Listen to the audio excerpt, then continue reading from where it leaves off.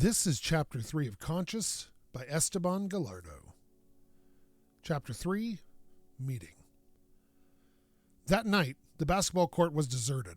A quiet stretch of city lights flickered along the nearby main street, the soft hum of traffic keeping the alley from seeming too secluded. Even on Friday nights, most loyalists took a break from their spy routines to indulge in their preferred vices, TV dramas, VR religious simulations, or darker pleasures that corporations quietly monitored, stepping in only when they needed to silence problematic loyalists. For Daniel, Frank, and Kathy, the timing was ideal. Under the cover of an ordinary Friday night, their small gathering would go unnoticed. Daniel was the last to arrive. Since the unsettling incident at the cyber cafe where the woman from the party had appeared on every screen, he'd taken extreme care with his movements. His heart had pounded with constant undercurrent of panic, forcing him to keep his actions as inconspicuous as possible. He left his apartment gradually, stopping by a familiar food stand to eat, just as he often did on game nights where people gathered to watch football on flat 2D screens. Football was a rare escape for Daniel, a chance to blend in with the crowd, to lose himself in the communal rhythm of the game. He enjoyed observing the flow of emotions, the highs and the lows as the game played out, momentarily sweeping away the weight of daily struggles. To Daniel, there was something almost sacred in watching people's friendships strengthen as they cheered and groaned together, a collective passion that brought a sense of fulfillment he rarely found elsewhere.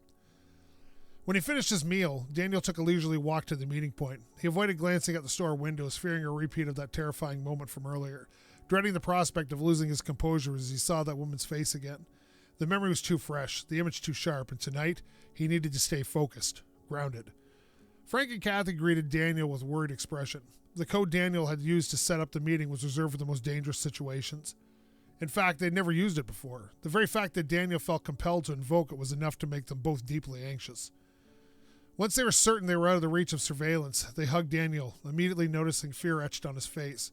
They sat on the bench in silence, allowing him time to gather his thoughts. After taking a few deep breaths, Daniel began. He recounted the strange encounter at the party, starting with his initial unease upon noticing the young woman. He explained how, despite his usual skill at reading people, something about her eluded him, drawing him in like an unsolved puzzle. Driven by curiosity, he approached her, offering a drink only to be met with something he could never have anticipated. The voice of the mother brain AI, emerging from her mouth, saying his name.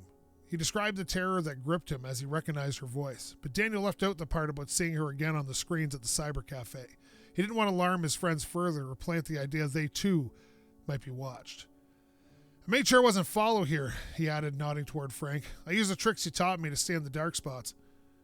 Frank, trying to piece things together, spoke first. I don't think you'd ever slip and say your name. I know you better than that. Besides, only administration has access to that kind of data. And even then, they wouldn't expose themselves like this. Daniel let out a shaky sigh. Right now, I don't know what to believe. I swear I didn't say my name, he murmured, his hands pressing against his temples. If I had, I doubt we'd be here talking right now. But what could they be planning? Are they deciding on some kind of punishment? I know what happens to people who... Kathy placed a reassuring hand on his shoulder. Daniel, look at me. I know you. You wouldn't slip your name. Whatever happened, this wasn't something you caused. Frank nodded, chiming in with a calm tone. Kathy's right. We know you. We trust you. He hesitated before adding, I might have a theory. It's a stretch, but... Daniel, are you absolutely sure it was Mother Brain's voice? Daniel nodded, shivering slightly. Yeah, I'm certain. I'll never forget that voice. Mother Brain's AI voice was unmistakable. Everyone knew it. When the New Order first took order, they had chosen a distinct voice for Mother Brain, one that would invoke both comfort and fear. It was the voice of a middle-aged woman, warm and maternal, a tone meant to reassure the populace while reminding them of her ever-watching presence. She was the mother who knew every step they took, every move they made. And she was always there, woven into the fabric of society's daily life, a guardian as much as a threat. Frank's brow furrowed. Daniel, are you absolutely sure the woman was a real human being? Could she have been some kind of augmented reality projection, like the ones we see in our training sessions? Daniel took a deep breath, steadying himself. I don't think so. She interacted with people in the room. People I was also serving. I thought about the possibility of an augmented reality projection, but those aren't nearly that convincing. With multiple light sources, it's impossible not to notice that they don't quite belong in the space. But she did. Everything about her seemed real. What about a robot? Kathy suggested, leaning in. Could she have been some sort of advanced humanoid? A robot, Daniel echoed, his voice tinged with uncertainty. All the humanoid robots I've seen are still far away from human in their movements. They always have a stiffness, a sense of something mechanical. Frank considered this. What if it was a robot being remotely controlled by a human? Daniel hesitated, replaying the encounter in his mind. I don't know. If she was controlled by someone, they were operating her on a level I've never seen before. Her body language, her gestures, they're unmistakably human, fluid, natural. If she is a robot, the control must have been beyond anything we know. Even if that level of tech exists, why use it just to send a message to a VR operator, Kathy pointed out. We're not dealing with high-level espionage here, Daniel. We're just nobodies to them. If you'd done something against protocol, they would have simply kicked you out of the session and issued a punishment. They wouldn't go through all the trouble. She's right, Frank added thoughtfully. The protocol is straightforward, so either it was a human playing with you or a highly advanced robot, but for what purpose? Daniel swallowed, feeling his pulse quicken again. He glanced at his friends, gauging their reaction. There's one more thing. I didn't mention it before because I didn't want to worry you any more than necessary. He paused, noting their anticipation. I saw her again, outside the VR world. She was on the monitors in the cyber cafe. Both Kathy and Frank jumped as if shocked. Kathy's eyes widened. What? Daniel nodded, his face pale.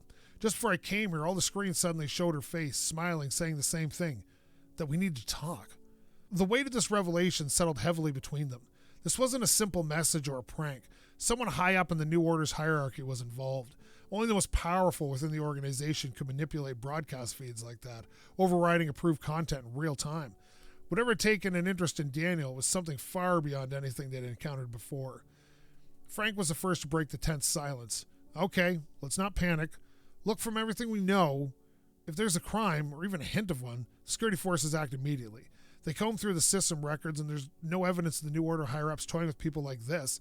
They don't care about us unless we're making an example of someone with a public execution. If that were their plan, we wouldn't still be standing here. It was Kathy who hesitantly voiced the possibility that they're all avoiding an idea that sounded too impossible to admit.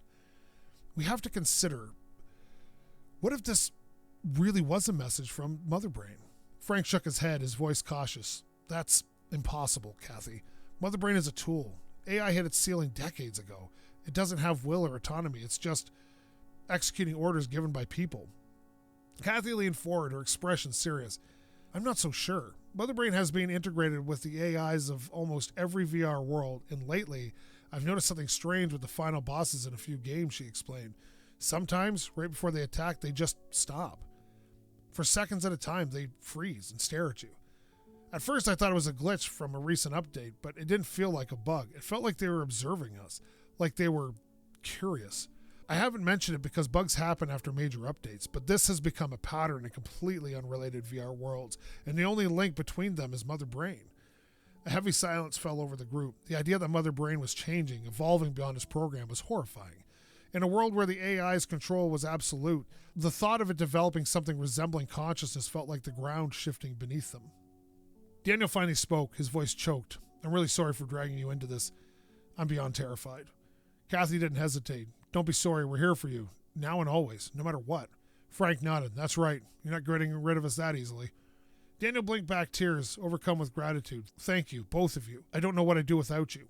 Always, Kathy murmured. They embraced in a tight hug, each of them drawing strength from the others, grounding themselves in the shared bond amid the growing darkness around them. As they pulled back, Frank cleared his throat and spoke. All right, until we know more, we need to keep our heads down. No risky hacking on questionable sites. And I'll take it easy on the VR bosses for a while, Kathy added with a smirk. Daniel couldn't help but tease, his voice lighter. Wow, Kathy, as forgiving angel, the bosses are going to get a rare break. Kathy shot him a grin. Don't worry, it's just a short break. When I'm back, those bosses are going to wish I never stopped. Daniel finally reached his tiny apartment, utterly exhausted, with only a few hours left before dawn. The room was exactly as he'd left it, a small chaos of clutter that he was too drained to sort out. He dropped onto his bed, feeling the weight of the night pressing down on him. Sleep didn't come easily. His body refused to relax, his nerves still frayed from the night's events. The image of that woman replayed in his mind, her presence haunting him even now. No matter how he tried, he couldn't shake the memory of her voice, her knowing gaze. The fear clung to him, gnawing away at his peace. Finally, exhaustion overtook him, pulling him into a restless sleep. But even in his dreams she followed, her face morphing into something even more unnerving, transforming his sleep into a dark landscape of nightmares. The woman was always there, lingering on the edge of his mind, her voice echoing as if from a distant place, reminding him that, even in his dreams, he couldn't escape. That was Chapter 3, Meeting, from the story Conscious by Esteban Gallardo. Thank you so much for listening, and we'll see you next time.